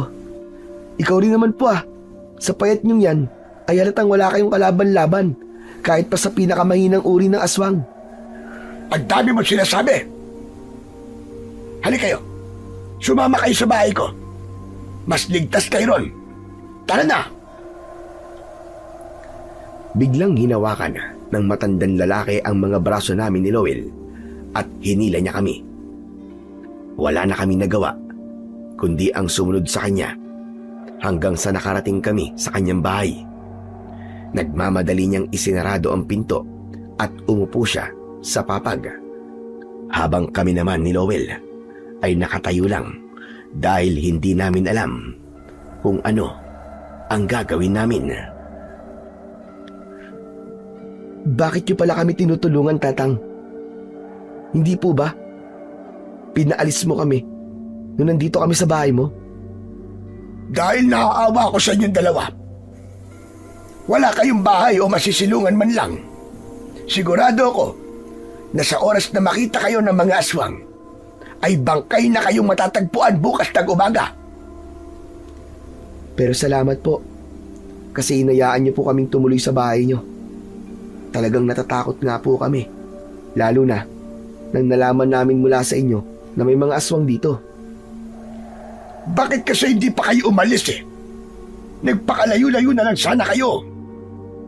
Wala na po kasi kami mapupuntahan. Lahat po ng lugar na pinupuntahan namin ay pinapaalis o tinataboy kami ng mga tao dahil sa palaboy kami. Kahit nga po rito ay may nagpapaalis din sa amin. Yung lalaki po may malaking katawan, ang sabi niya po anak po siya ng kapitan. Si Baldo tinutukoy mo. Ganun talaga ang mokong na yon. Masyadong mayabang porque anak siya ng kapitan. Pero wag niyo nang pansinin ang taong yon dahil hanggang yabang lamang ang kaya niyang gawin. Teka, maiba po ako. Baka po meron po kayong pagkain, Tatang. Nagugutom na po kasi kami. Huy, ano ka ba? Nakakahiya naman kay Tatang. Wala kayong dapat na ikahiya. Meron akong natirang kanin at ulam kanina. Paghatian niyo na lang yon. Alam ko rin na gutom kayo dahil mukha kayong mga palaboy. Kayo rin naman po ah. Mukha po kayong palaboy. Alam ko at wala kang pakialam doon. Sandali lang at kukunin ko lang ang pagkain ninyo. Tumayo ang matandang lalaki at kinuha niya sa may lutuan ang 2 kaldero. Inilapag niya ang mga yon sa maliit na lamesa. Ang isang kaldero ay may kanin, habang ang isa ay merong sinaing na isda. Binigyan niya rin kami ng 1 baso ng tubig at agad kaming kumain ni Lowell. Teka, medyo papanis na po tong kanin nyo ah. Bakit? Hindi ka pa masanay sa ganyang pagkain? Hindi ba? Sa basurahan lang kayo kumukuha ng makakain nyo. Huwag ka na magreklamo. Kumain ka na lang dyan ang kumain. Hindi po ako nagre-reklamo. Sinasabi ko lang po ang totoo. Tatang, ano po pa ng pangalan nyo? Kanina ka pa kasi namin kausap pero hindi po namin alam ang pangalan nyo. Ako si Erning. Pero pwede niyo akong tawaging Tatang Erning. Kasi yun ang tawag sa akin ng lahat dito. Kayong dalawa, anong pangalan ninyo? Ako po si Kalel at itong kakambal ko naman po ay si Lowell. Oo nga pala, Tatang. Pasensya ka na kung tinawag kitang baliw kahapon. Para ka kasing talagang baliw eh. Nagwala ka nang nagising ako eh. Hindi na bago sa akin ang tawaging baliw dahil baliw naman talaga ako. Pero hindi naman palagi. May mga pagkakataon lang na para bang may pumapasok na saltik sa utak ko. Minsan naman, tama ang aking pag-iisip. Gaya ngayon. Teka, hindi ko po maintindihan eh. Ibig po bang sabihin, may mga araw po na nawawala po kayo sa sarili nyo? Ganun na nga. Nangyayari yon kapag naaalala ko ang asawa ko. Kung hindi nyo na itatanong, isa ang asawa ko sa mga unang naging biktima ng mga aswang dito. Walang awang pinatay ng mga hayop na yon. Ang aking si Juanita. Nako, teka. Huwag na po natin pag-usapan ng bagay na yan at baka bigla po kayong saltikin. Okay na po. Nakuha na po namin ang kwento nyo at kung bakit nawawala kayo sa sarili nyo kuminsan. Tama ka. Huwag na nga natin pag-usapan ng asawa ko at baka bigla na naman ako magwala rito at palayasin ko kayo ulit. Tapusin nyo na ang pagkain nyo dyan dahil ako ay matutulog na. Huwag na kayong lumabas dahil delikado pa sa oras na ito. Humiga na si Tatang sa papag at tinapos naman namin ni Lowell ang aming pagkain. Kahit hindi medyo maganda ang lasa ng pagkain, ay inubos pa rin namin yon dahil kailangan namin ng lakas para sa posibilidad na pakikipaglaban namin mamaya sa aswang. Hinintay namin na makatulog ng maimbing si Tatang Erning bago kami lumabas ng bahay niya. Sigurado ko na may mga aswang kaming makakaharap sa gabing yon dahil ramdam ko ang bigat sa hangin. At hindi nga ako nagkamali dahil may nakita kaming 2 aswang na nasa ibabaw ng bubong ng isang bahay. Sinigawan ni Lowell ang aswang at nang nakita kami ng mga yon ay bumaba sila sa bubong para atakihin kami. Nagtig-isa kami ng aswang ni Lowell. Nakita ko na sa ilang segundo lamang ay nagawa ng patayin ni Lowell ang kalaban niyang aswang. Habang ang aswang naman na kalaban ko ay tinadtad ko ng saksak at taga sa iba't ibang parte ng kanyang katawan. Nang tuluyan na siyang nanghina, ay napahiga siya sa lupa. Inapakan ko sa dibdib ang aswang at itinutok ko ang itak sa leeg niya. Magsalita ka kung saan matatagpuan ang kuta niyo. Kung di ka magsasalita, ay papatayin kita. Malakas at nakakalokong tumawa ang aswang. Huwag mo akong tinatawan-tawanan na dahil di ako nagbibiro. Kung gusto mo pang mabuhay, ay sabihin mo na sa amin kung saan kayo naglulungga. Patuloy sa pagtawa ang aswang. Ang totoo ay nakaramdam na ako ng inis at gusto ko nang tapusin ang buhay niya. Pero pinigilan ko pa rin ang sarili ko dahil may alam siyang impormasyon na kailangan kong malaman. Laking gulat ko nang biglang sinaksak ni Lowell ang aswang sa tapat mismo ng nguso nito. Yan ang dapat sa'yo, lintik ka. Di tumigil ka rin sa pagtawa. Ano na namang ginawa mo? Bakit mo siya pinatay kaagad? Alam mo namang may kailangan pa tayong malaman sa kanya eh. Hindi mo ba nakikitang tawa lang siya ng tawa? Nakakairita ang tawa niya. Ang sakit sa tenga. Kahit ako naiinis na rin sa tawa niya eh. Pero hindi ko pa rin siya pinatay. Hindi mo ba napansin na panay tawa lang ang sagot niya sa'yo? Malinaw na kahit anong piga ang gawin mo sa kanya, ay hindi niya sasabihin kung nasa ng kuta nila. Nangaasar lang yan. At malamang, lahat ng aswang na makakaharap natin ay ganyan din ang gagawin. Hindi sila magsasalita kahit pagbantaan pa natin ang buhay nila. Hindi ako nakapagsalita matapos nasabihin yun ni Lowell. Napagtanto ko kasi na meron siyang punto at ang plano ko na pilitin ang mga aswang na ituro kung nasaan ang kuta nila ay hindi uubra. Bigla kong luminga sa paligid nang may naramdaman akong parang nakatingin sa amin ni Lowell. Namilog ang mga mata ko nang nakita ko si Tatang Erning na nasa likod ng isang puno. Nakatingin siya sa amin ni Lowell at sigurado ko na nakita niya ang ginawa naming pakikipaglaban sa mga aswang. Nang nalaman ni Tatang Erning na nakatingin ako sa kanya, ay bigla siyang tumakbo papalayo. Napapitlag ako nang tapikin ni Lowell ang balikat ko. Hoy! Anong nangyari sa'yo? Bakit para kang natuklaw ng ahas? Si Tatang Erning. Anong meron kay Tatang Erning? Nakita niya tayo, Lowell. Nakita niya na pinatay natin ang mga aswang na yan. Ano? Paano mangyayari ang sinasabi mo? Nasa bahay niya si Tatang Erning, di ba? Hindi ba't umalis tayo ron na tulog siya? Ang lakas pa nga ng hilik niya eh. Sigurado ako, Lowell. Nakita ko si Tatang Erning. Nasa likod siya kanina ng puno na yun, oh. Nang nakita niyang nakatingin ako sa kanya, bigla siyang tumakbo. Bakit ka ba kinakabahan, ha, Talil? May takip ang kalahati ng mukha natin at medyo madilim pa dito sa kinatatayuan natin. Sigurado ako na hindi tayo nun nakilala. Sa kamatanda na yun, malabo na ang mga mata nun. Sana nga, dahil kapag nakilala tayo ni Tatang Erning, hindi tayo sigurado kung ligtas ba ang sikreto natin sa kanya at kung kaya ba niya yung itago. Malalaman natin yan kapag nakausap na natin siya. Ang mabuti pa, umuwi na tayo sa bahay niya. Pero nung sasabihin natin sa kanya, magtataka yun kasi nagising siyang wala tayo sa bahay niya. Akong bahala. Magaling akong gumawa ng palusot. Nang sandaling yun, ay ibinigay ko ang buong tiwala ko kay Lowell. Hinubad na namin ang aming bandana na nakatakip sa aming muka at binalikan namin ang damit na ginagamit namin para magmukha kaming palaboy.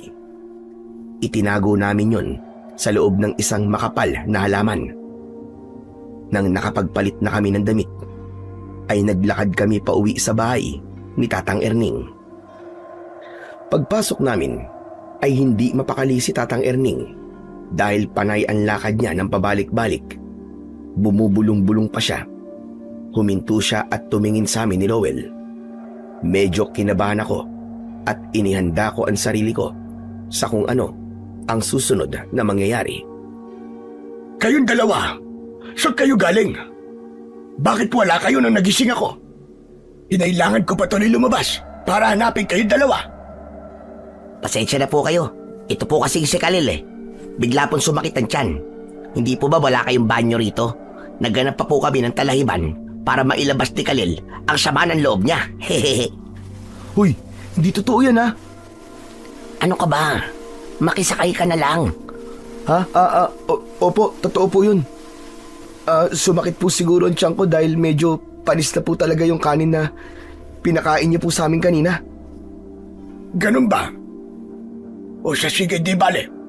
Ang importante ay ligtas kayo nakabalik dito. Pero mabuti nga at lumabas kayo. Dahil kung hindi, ay hindi rin sana ako lalabas ng bahay. Hindi sana nakita ng aking mga mata ang dalawang lalaking nakipaglaban at pumatay sa dalawang aswang.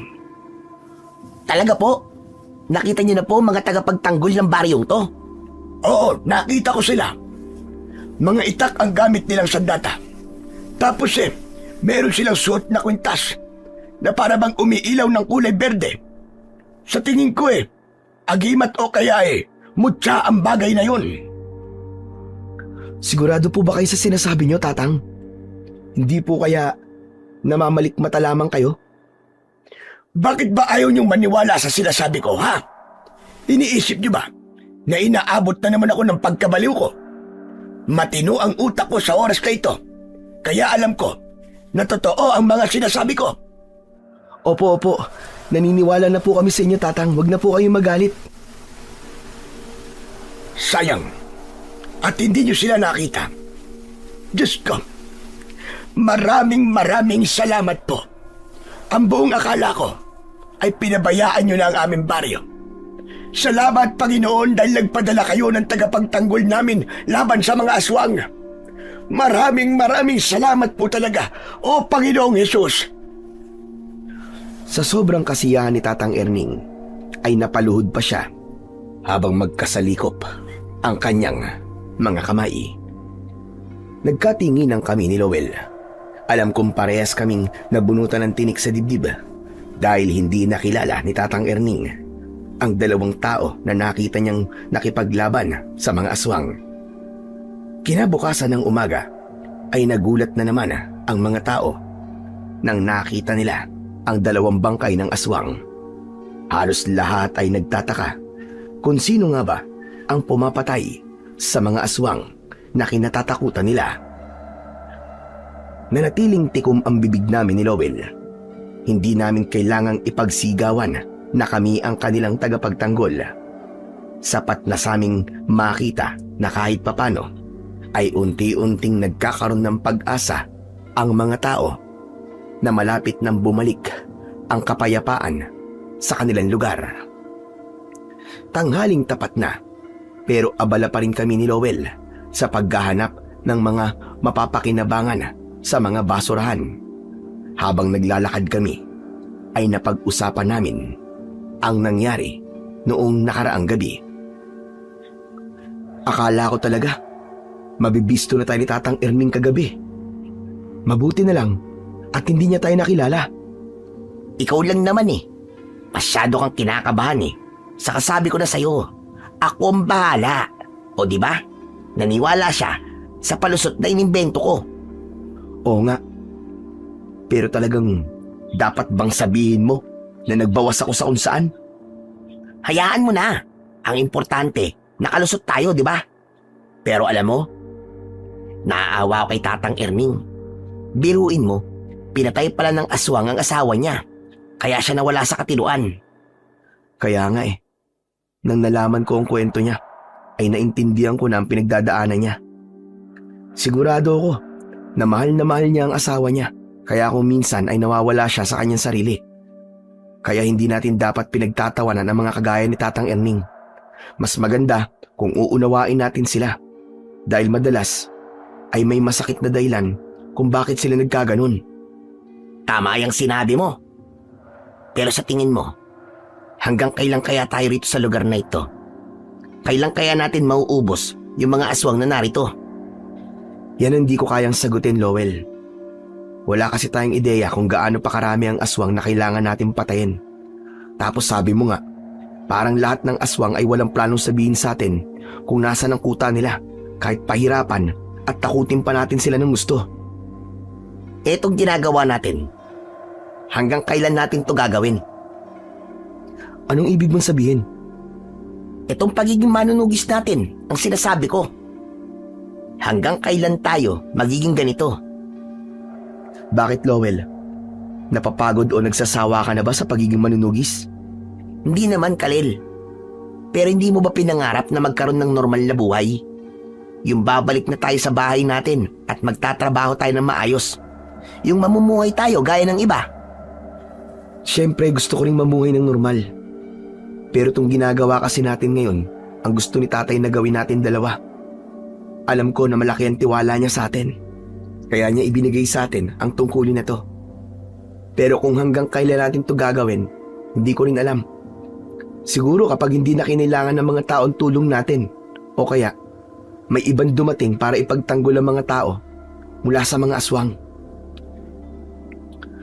Napahinto kami sa paglalakad nang nakita namin si Tatang Erning na nasa gitna ng daan at sumisigaw. May ilang mga tao na nakatingin sa kanya. Nagbubulungan ng ilan habang ang iba ay pinagtatawanan siya. Maniwala kayo sa sinasabi ko.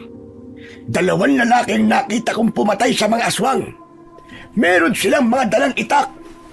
Sa kasamaang palad, hindi ko sila nakilala dahil may takip na tela ang kalahati ng kanilang muka. Ngunit ganun pa man, dapat tayong matuwa dahil hindi na natin kailangan matakot sa mga aswang. Meron na tayong mga tagapagtanggol. Biglang lumapit si Baldo kay Tatang Erning at hinawakan nito ang braso ng matandang lalaki. Teka nga, ano na naman bang panggugulo tong ginagawa mo, matanda ka, ha? Alam mo bang nakakabulaho ka na sa mga tao? Sa kami natatakot na sa'yo. Hindi sila ang dapat matakot, kundi ang mga aswang. Dahil sa mga tagapagtanggol natin, dumating na ang katapusan ng mga halimaw. Hindi ba sinabi ko na sa'yo na huwag mong bigyan ng peking pag-asa ang mga tao? Hindi ko sila pinapaasa, Baldo. Kung nagsisinungaling ako, ipaliwanag mo sa akin kung paanong sa 2 magkasunod na gabi ay may mga aswang na pinatay. Ano kasi, ang totoo niyan, ako ang pumatay sa mga aswang na yun. Ayoko sana sabihin sa inyo to dahil baka sabihin nyo na nagyayabang lang ako.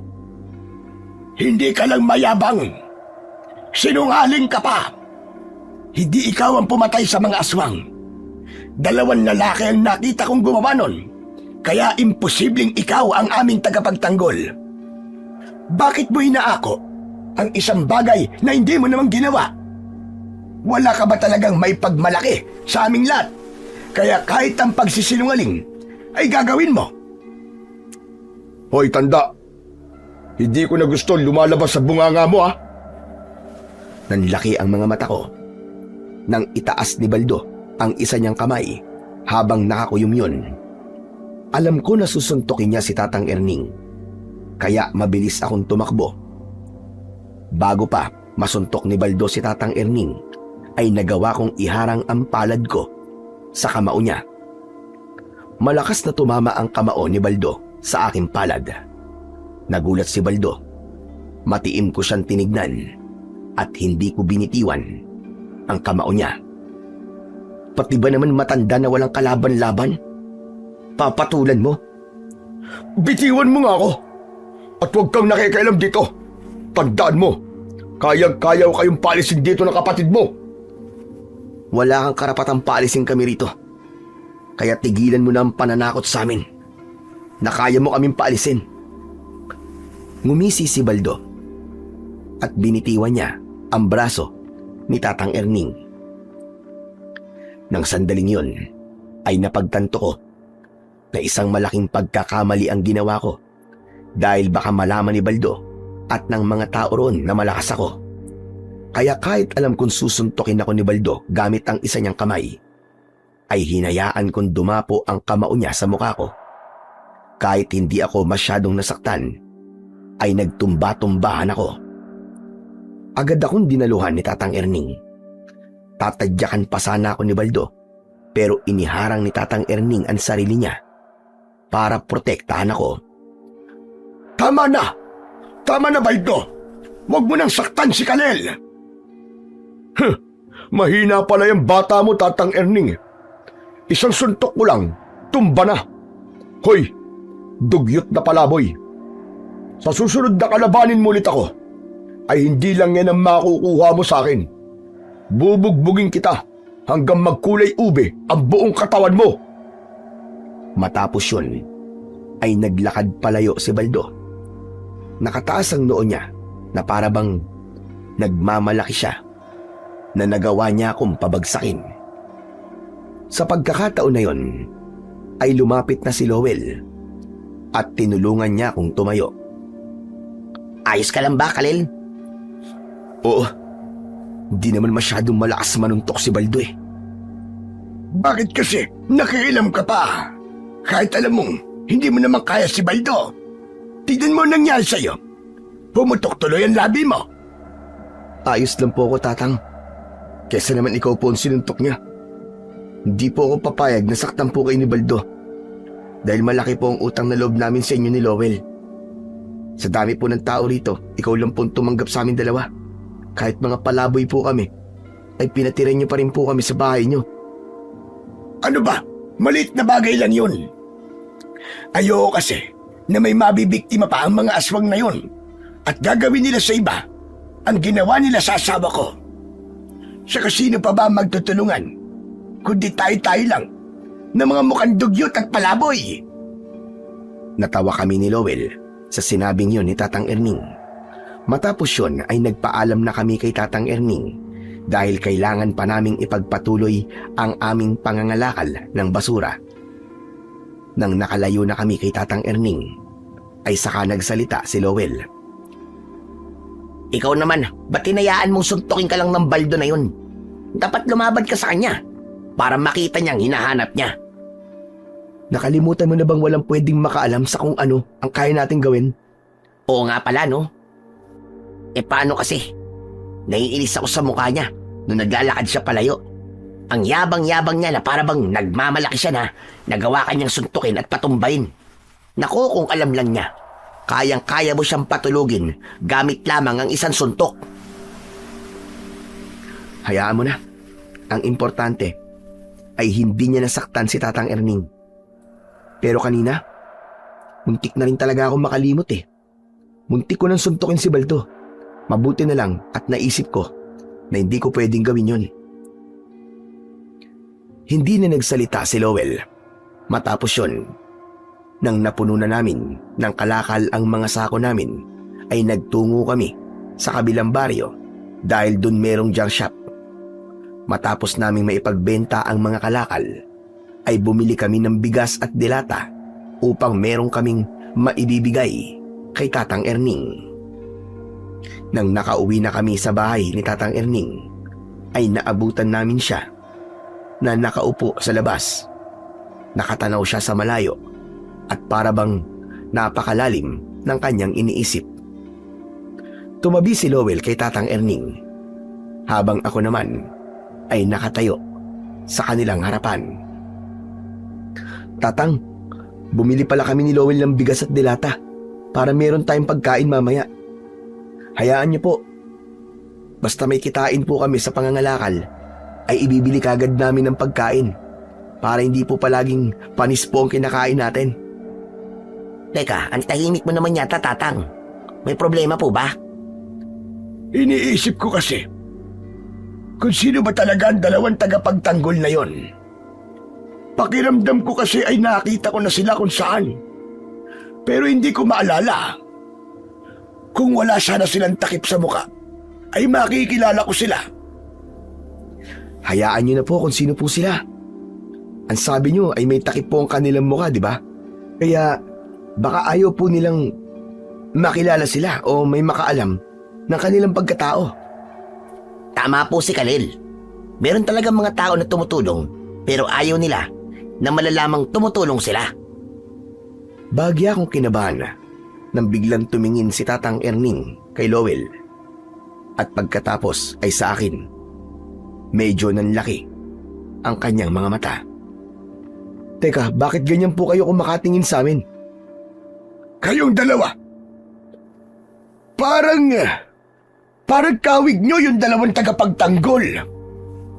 At ang mga katawan ninyo, ang taas nyo, kagaya rin ng sa kanila. Umamin nga kayo sa akin. Kayo ba ang mga tagapagtanggol namin? Ho? Hindi po. Imposible po yung sinasabi nyo. Nakita nyo naman kay Baldo pa nga lang Hindi na ako umubra. Isang suntok lang niya sa akin, tumumba na kagad ako. Kaya imposible po na may kakayahan kami makipaglaban sa mga aswang. Matatakutin at mahina po kami ng kambal ko. Sa bagay, tama ka. Imposibleng kayong dalawang tagapagtanggol. Dahil mga mahihina kayong nilalang. Si Baldo nga hindi nyo kaya. Tama po kayo, Tatang. Saka, may mga tao naman talaga na magkatulad ng katawan at ng taas, di ba? Ang mabuti pa po ay magluto na muna kami ni Lowell. Malapit na po yatang magtanghalian para makakain na po tayo. Magkasama kaming pumasok ni Lowell sa bahay ni Tatang Erning. Medyo kinakabahan pa rin ako dahil sa hinala ni Tatang Erning na kami ang dalawang lalaking nakita niyang nakipaglaban sa mga aswang. Muntik na tayo ron Kaya nga Pero sa tingin mo ba, ay nakumbinsi natin si Tatang na hindi tayo nakikipaglaban sa mga aswang? Sa palagay ko naman, oo. Hindi ba't binawi niya rin kagad yung sinabi niya na baka tayo ang mga lalaking yon? Pero syempre, Lowell, may nabuo ng hinala sa utak niya. Kaya, maging maingat na lang tayo sa susunod. Tumigil kami sa pag-uusap nang biglang pumasok si Tatang Erning. Tumayo siya sa pintuan at mas lalo akong kinabahan nang tinitigan niya kami ni Lowell na para bang pinag-aaralan niya ang kilos namin. Pinilit kong umakto ng normal dahil alam ko na kapag naramdaman ni Tatang Erning na kinakabahan kami, ay mas lalo siyang maghihinala. Kinagabihan ay hinintay namin ni Lowell na matulog si Tatang Erning para makalabas na kami. Nakahiga kami sa banig habang si Tatang ay nakaupo sa papag at nakatingin sa kawalan. Tatang, hindi pa po ba kayo matutulog? Medyo malalim na po ang gabi Hindi pa ako inaantok. Saka iniisip ko pa rin kasi kung sino ba talaga yung mga nakipaglaban sa mga aswang. Si Tatang naman hindi po talaga kayo makakatulog. Kung iisipin niyo pa rin yan. Humiga na po kayo para makatulog na kayo. Bakit ba pinipilit mo kung matulog?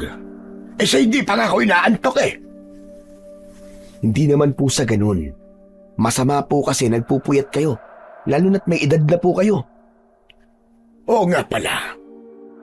Tama ang sinabi mo na yan. Ang dapat sa mga kagaya kong matanda na ay natutulog ng maaga para humaba pa ang buhay. Salamat sa payo mo. Nagkatinginan kami ni Lowell nang humiga na si Tatang Erning. Naghintay pa kami ng ilang minuto hanggang sa narinig na namin ang malakas na paghilik niya. Tahimik kaming bumangon at lumabas. Nagtungo kami sa likod ng bahay dahil naroon ang aming sako.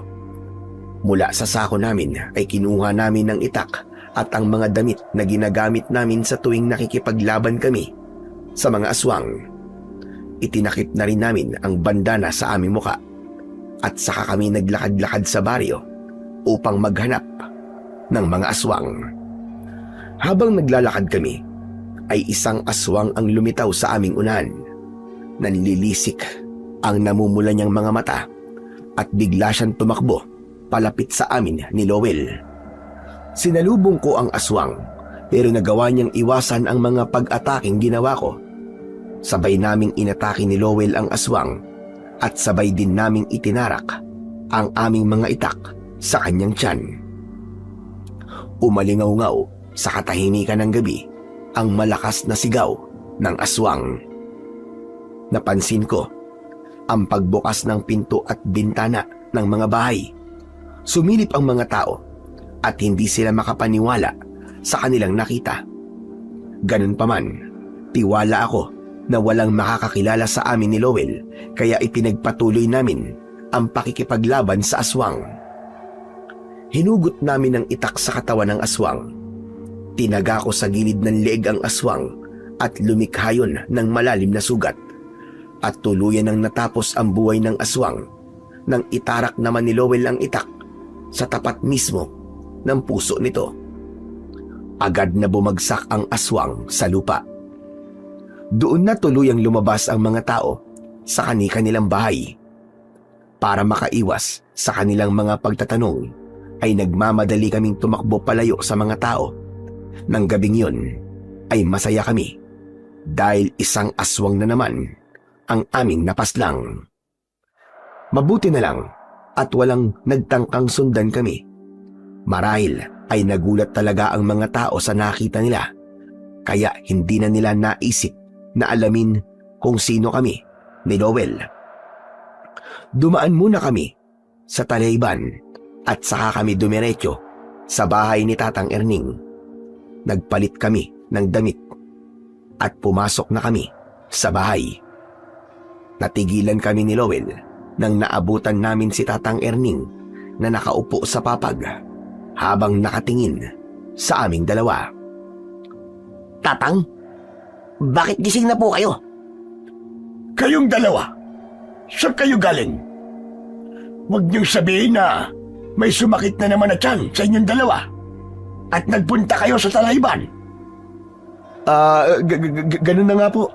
Pero si Lowell naman po nagbawa sa Talayban. Siya naman po sinamahan ko. At paano sasakit ang tiyan niya?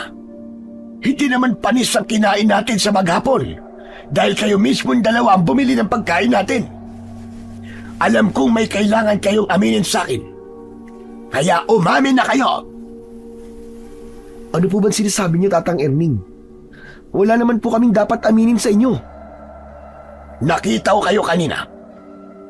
Nilabanan niyo yung aswang at pinatay niyo. Kayo ang dalawang lalaking nakikipaglaban sa mga aswang. Hindi niyo na may tatago sa akin yon. Talaga po ba? May pinatay kaming aswang? Huwag na kayong magmaang-maangan. Hindi niyo na ako mapapaniwala sa mga kasinungalingan ninyo. Akala niyo ba ay tulog na ako kanina? Nagkunwari lang akong tulog dahil malakas talaga ang kutob ko na kayo ang mga tagapagtanggol. Nakita ko kayo na nagpalit ng damit sa likod ng bahay. Nasaksihan ko kung paano niyong pinatay ang aswang at pagkatapos ay nagmamadali kayong umalis. Huwag na kayong magpanggap dahil alam ko na ang lahat. Booking na kayo! Bigla kaming natahimik ni Lowell. Nagkatinginan kaming dalawa. Alam ko na sa pagkakataong yun ay wala na talaga kaming lusot kay Tatang Erning. Wala na kaming magagawa kundi ang umamin sa kanya. Tama po kayo, Tatang. Kami nga pong nakikipaglaban sa mga aswang na sumasalakay dito. Pasensya na po kayo kung inilihim namin yun sa inyo. Hindi naman ako nagagalit sa inyo. Ang totoo nga niyan ay sobra akong natutuwa at nagpapasalamat dahil dumating kayo rito sa aming lugar sa panahong kailangan namin ng kagaya nyo.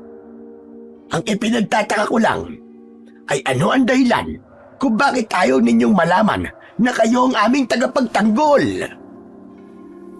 Dahil naniniwala po kami na hindi kailangan malaman ng mga tao ang tulong na ginagawa namin. Ang totoo po niyan, Tatang, ay nagpupunta po kami ni Lowell sa iba't ibang lugar kung saan merong mga aswang na banta sa buhay ng mga tao. Ito po ang ginagawa namin ay paraan namin para bigyan po ng pagpupugay ang namayapa naming tatay na dati rin pong manunugis. Hindi ako papayag na hindi malalaman ng mga tao ang ginagawa ninyong kabayanihan. Ang dapat ay purihin nila kayo. Dapat silang magpasalamat sa inyong dalawa. Hindi po namin kailangan ng papuri at pasasalamat ng mga tao, Tatang Erning. Ayos na po kami na malaman namin na ligtas ang lahat dito. Pasensya na. Pero hindi talaga ako sang-ayon sa paniniwala niyong dalawa na hindi kayo dapat bigyan ng papuri at pasasalamat. Nagulat ako nang biglang lumabas si Tatang Erning. Tumakbo siya papunta sa gitna ng daan at doon ay sumigaw siya. Lumabas kayong lahat sa inyong mga bahay. Alam ko na ang pagkatao ng mga tagapagtanggol natin. Nagmamadali naming pinuntahan si Tatang Erning. Sinubukan namin siyang pigilan, pero lumabas na ang mga tao sa kani-kanilang mga bahay. Maging si Baldo ay naroon din. Itong dalawang tao na to na nasa tabi ko na pinagtatawanan ng ilan sa inyo ay ang tinutukoy kong mga tagapagtanggol. Silang nakikipaglaban sa mga aswang para sa kaligtasan natin lahat. Inabot ka na naman ba ng pagkabaliw mo, Tatang Erning? O anong magiging tagapagtanggol ang magkakambal na yan? Mga duwag at dalawang yan eh. Isang suntok ko nga lang sa isa sa mga yan, bumagsak na. Maniwala ka sa sinasabi ko, Baldo. Sila talaga ang pumapatay sa mga aswang. Maniwala kayo sa akin. Nagsasabi ako ng totoo. Dapat tayo magpasalamat sa kambal na ito dahil ibinubuwis nila ang sarili nilang buhay para sa ating lahat, para sa ating kaligtasan. Tumigil ka na sa kasinungalingan mong yan, tanda. Kung kayo nga ay hindi naniniwala na ako ang pumatay sa mga aswang, ay mas lalong hindi ka panipaniwala na ang dalawang yan ang nakikipaglaban sa mga halimaw na yon. Tatang, tama na po, Tatang. Wala pong maniniwala sa inyo. Nakikiusap po kami sa iyo na huwag niyo na pong pilitin na maniwala sa inyo mga tao. Tara na po. Pumasok na po tayo sa bahay niyo. Tara na, Tatang. Tinignan ko si Tatang Erning ng diretso sa kanyang mga mata. Nang sandaling yun ay naramdaman ko na parabang naintindihan niya na ako. Kaya tumango siya at mag-isa siyang bumalik sa loob ng kanyang bahay. Humingi naman ako ng paumanhin sa mga taong naroon. Sinabi ko na wala lang si Tatang Erning sa kanyang sarili, kaya niya nasabi ang mga ganong bagay. Nagsimulang bumalik ang mga tao sa kani-kanilang mga bahay at doon na namin sinundan ni Lowell si Tatang Erning. Tatang, alam ko na gusto niyong baguhin ang tingin ng mga tao sa amin dito. Pero wala po talaga kaming balak ni Lowell na ipaalam sa kahit na sino dito kung sino kami at kung anong ginagawa namin. Sana po ay irespeto niyo po ang bagay na yon. Naiintindihan ko na kayo. Pasensya na ako, masyado akong nadala sa aking damdamin at sa gustuhan kong matuwa ang mga tao sa inyo.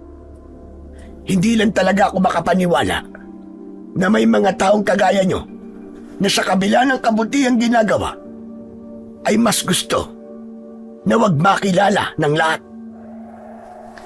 Isa po kasi yan sa bili ng tatay namin sa amin. At alam po namin ni Lowell ang dahilan kung bakit gusto ng tatay namin na walang makaalam na nakikipaglaban po kami sa mga aswang. Naputol ang pagsasalita ko nang may narinig kaming sigawan ng mga tao sa labas. Ano nangyayari? Bakit parang may nagkakagulo? Mukhang may sumasalakay pong aswang, Tatang. Dito lang po kayo sa loob ng bahay nyo. Kailangan po naming harapin ang aswang na yon. Sige, mag-iingat kayong dalawa.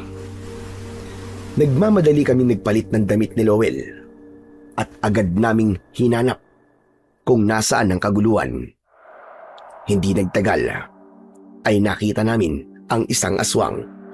Mas malaki siya kumpara sa mga naunang aswang na pinatay namin at agad kong naramdaman ang kakaiba niyang lakas. Hoy! Kami ang harapin mo! Sabihin niyo sa akin, kayo ba ang dalawang manunugis na pumatay sa mga alagad ko? Kami nga! At ikaw na ang isusunod namin sa kanila! Huwag niyo akong itulad sa mga naunang aswang na pinatay niyo. Dahil ako ang kanilang pinuno. Ako ang tatapos sa inyo. Mga handang kayo sa kagustuhan kong sakupin ang lugar na ito para gawin kong kuta. Kalel, mukhang malakas ang isang yan. Humanda ka. Alam ko, nararamdaman ko ang lakas niya. Huwag tayo maging kampante kambal. Dahil parang mahihirapan tayo dyan. Inihanda namin ni Rowell ang aming sarili sa pakikipaglaban. Sabay kaming tumakbo palapit sa pinuno ng mga aswang. Nanatili siyang nakatayo at parang hinihintay niya kaming makalapit sa kanya. Nang malapit na kami sa aswang, ay naghiwalay kami ng direksyon ni Lowell. Pumunta ako sa kaliwa, habang si Lowell naman ay sa kanan. Sabay sana naming tatagain ang aswang, pero mabilis niyang nahawakan ang aming mga kamay na may hawak na itak. Nakakalokong ngumisi ang aswang.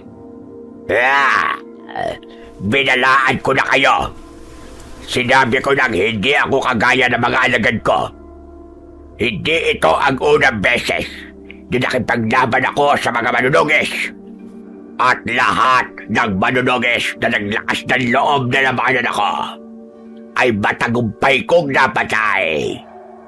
Kaya hindi malabong ganun din ang magiging kapalaran niya. Pero sigurado ako na ngayon ka lang nakakita ng kambal na manunugis. Magkasabay naming sinipa ni Lowell sa tiyan ang aswang. Nabitiwan niya kami at napaatras siya.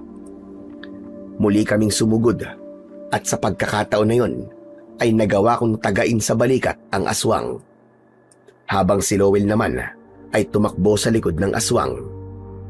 Humiga siya sa lupa at ginamit niya ang kapangyarihan ng mutya ng kambal tuko upang humalo siya sa kulay at tekstura ng lupa. Muli kong inatake ang aswang at nagpalitan kami ng pag-atake. Ilang beses ko siyang nataga at nasaksak. Pero kahit duguan na siya, ay hindi ko siya nakitaan ng panghihina. Sandali akong lumayo sa aswang at mumisi ako. Mukhang tama nga ang sinabi mo. Mas malakas ka nga kumpara sa mga walang kwenta mong alagad. Pero ito ang tatandaan mo. Wala ka pa rin laban sa amin ng kambal ko. Kambal? Pero nasa na sinasabi mo kambal mo? Kanina ko pa siya hindi nakikita. Mukhang iniwala ka na niya dahil natakot na siya sa akin. Kahit mag-isa na lang ako ngayon, ay kayang-kaya pa rin kitang talunin. Hindi ko na kailangan ng tulong ng kambal ko. Hindi ko alam kung saan ka kumukuha ng lakas ng loob para sabihin sa akin ang mga bagay na yan.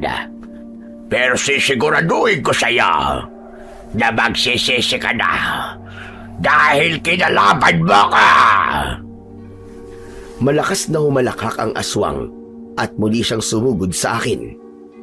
Mas naramdaman ko ang kapangyarihan ng mutya ng kambal tuko ng sandaling yun.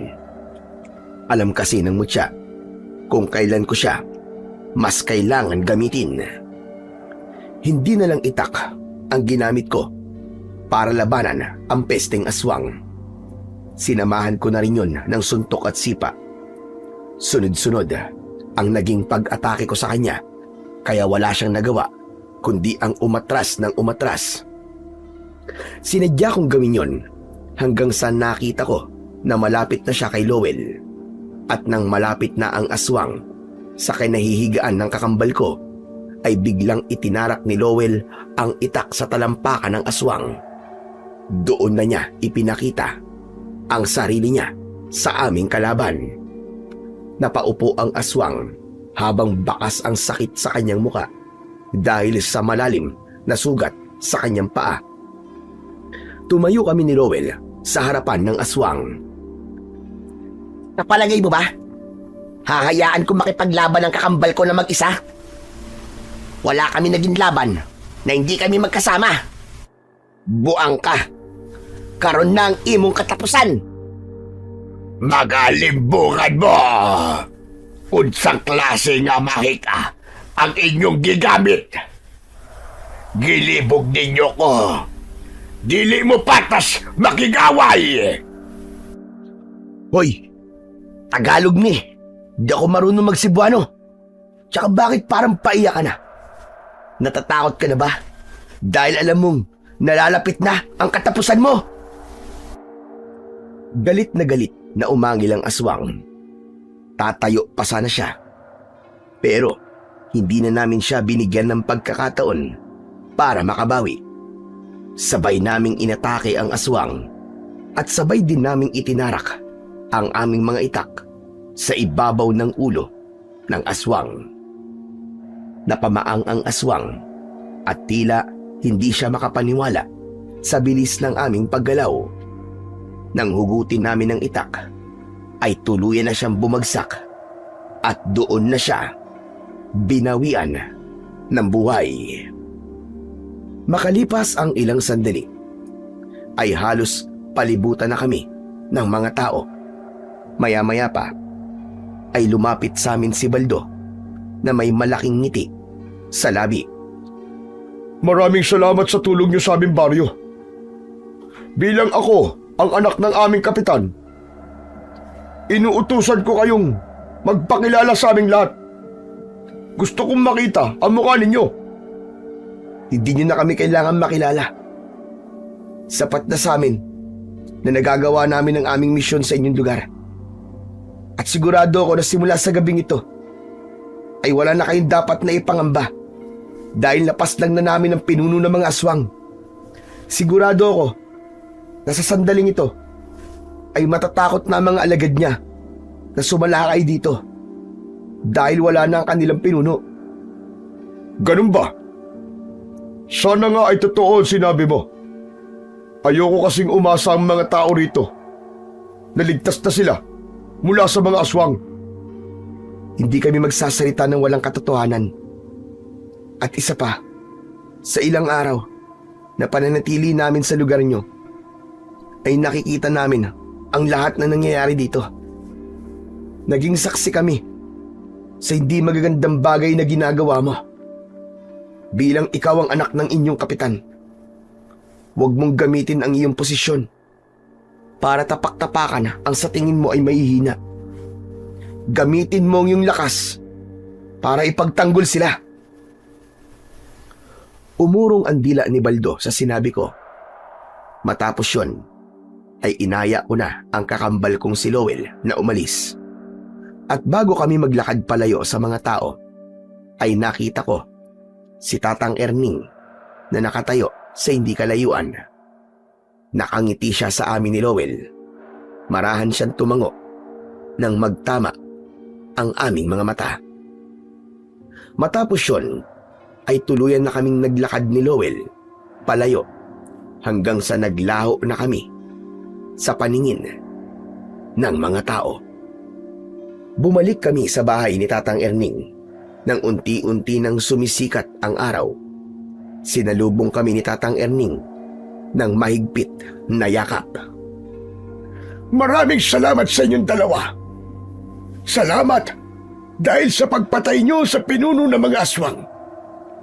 Ay alam kong ligtas na ang aming baryo. Alam ko rin na makukuha na ng asawa ko at ng iba pang pinatay na mga aswang ang hustisya na nararapat para sa kanila. Walang anuman po yun, Tatang. Yun naman po talaga ang dahilan kung bakit po kami nagpunta rito. Pero dahil tapos na po ang mission namin, Tatang Erning, ay kailangan na po naming umalis. Ano ka mo? Abay, bakit kayo aalis? Dito na lang kayo manirahan sa bahay ko. Gustuin man po namin, Tatang, natanggapin po ang alok nyo. Hindi po pwede. Marami pa pong lugar. Hanggang ngayon, ay sinasalakay po ng mga aswang. Kailangan din po nila ang tulong namin. Ng kambal ko. Ganun ba? Naiintindihan ko. Hayaan nyo at ipagdadasal ko sa ating Panginoong Diyos ang inyong kaligtasan at tagumpay sa bawat laban na haharapin nyo.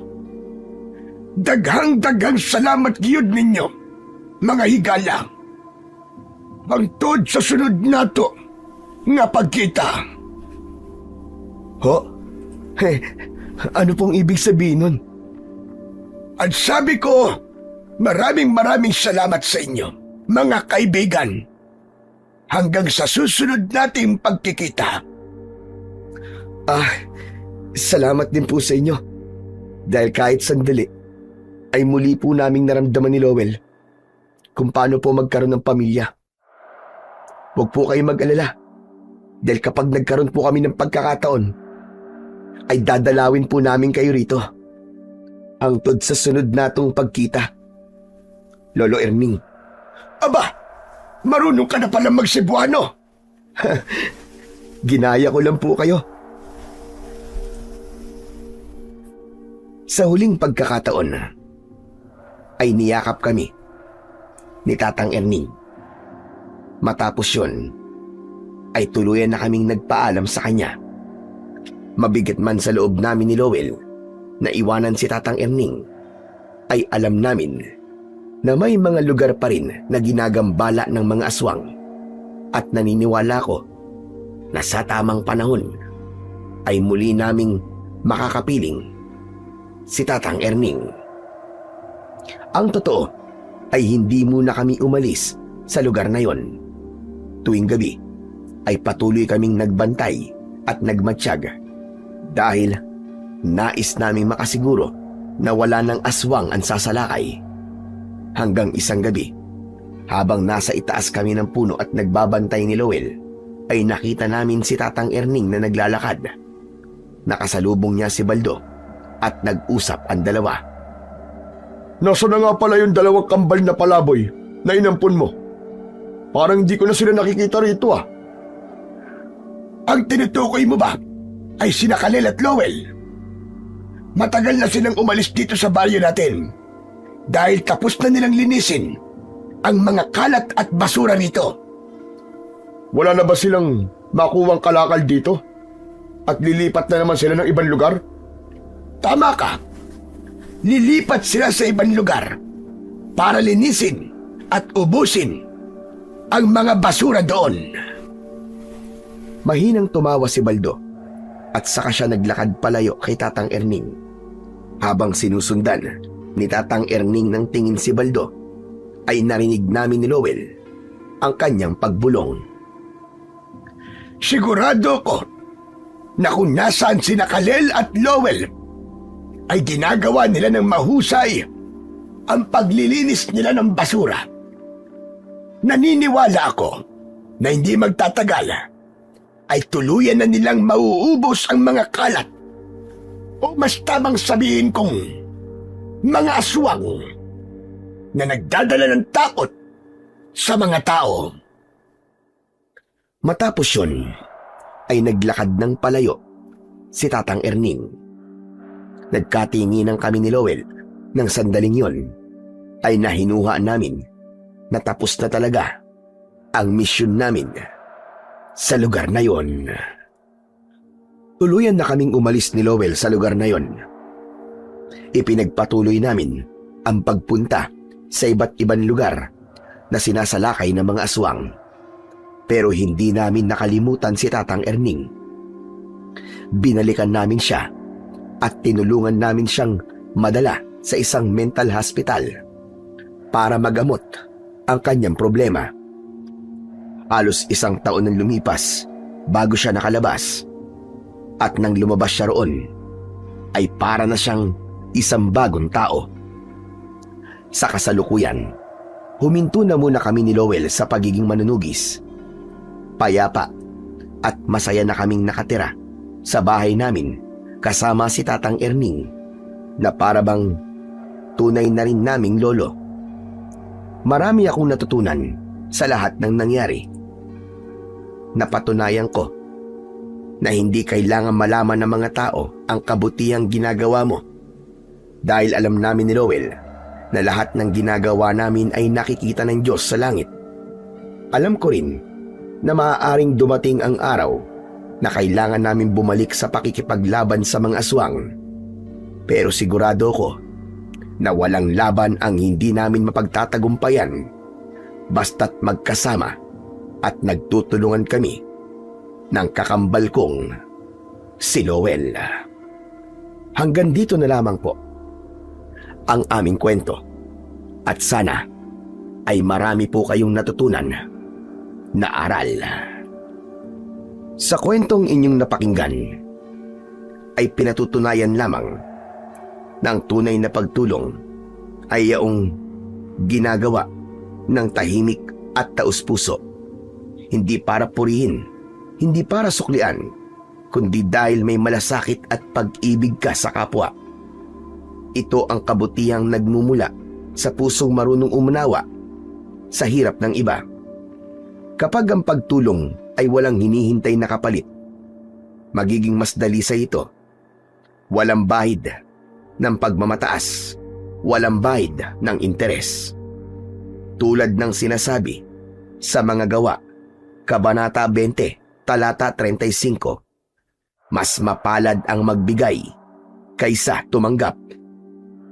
Ipinapaalala nito na ang tunay na biyaya ay hindi lamang nasa tinatanggap, kundi higit sa lahat, nasa pagbibigay.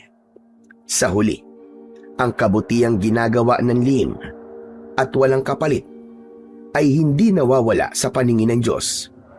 Maaaring hindi ito masuklian ng tao, ngunit tiyak na may kapalit na pagpapala mula sa Kanya sa tamang panahon at sa paraang higit pa sa ating inaasahan. Maraming salamat po sa walang sawa niyong suporta at pakikinig sa aking mga YouTube channel na The Voice Addict at mga kwento ni Apong Isaac. Hanggang sa muli at pagpalain po nawa kayo ng Diyos na may kapal.